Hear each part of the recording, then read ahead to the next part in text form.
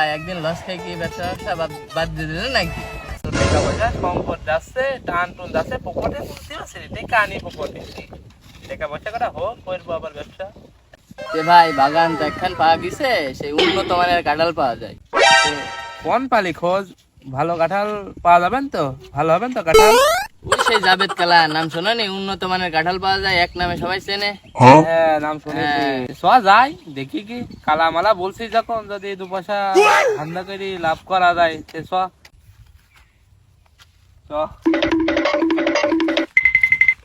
ভাই মাল কালা হলে কিন্তু তোরম তেরা আছে, কিনতে পারবেন তো তুমি? পাগল, কত কালা দেখা। ও জাবেদ চাচা, বাগান আসো নাকি? বাগান তো দেখছি পুরাই ফাঁকা। কাঁঠালের সাইজ মনে হচ্ছে বড় হচ্ছে না, কাঁঠাল গুলো তো বেচার দরকার। এই কি ব্যাপার, সাথে দূরে সাথে মার মার ধর।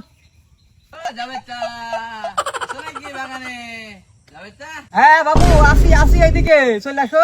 এই যে এদিকে আমার মালিকও আছে, আসো আসো। এই যে মুরব্বী, সেই জাবেদ চাচা, এই চাচারি বাগান। তোমরা কারা? কারা তোমরা? এই যে বাবু, এই আমরা ব্যাপারে কাঁঠালের ব্যাপারে কাঁঠাল কিনতে আসলাম। আমার নাম স্বপন ঘোষ। কে কে বাবু? স্বপন দোষ?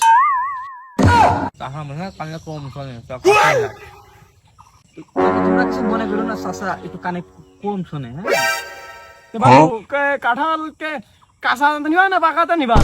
বাবু কাঁঠাল কাঁচাই নেবো, পাকা কাঁঠালে তো ব্যবসা করা যায় না। এই গাড়ির মারে টুটাক গেলেই তো পাকা কাঁঠাল থাকে না। বাবু তো কাঁঠাল তো নিবা, তো চলো তোমাকে কাঁঠাল দেখি না আমি, আসো।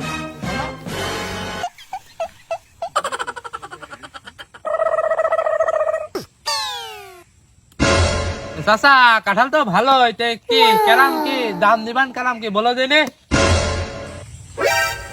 কি বলছে কি বলছে?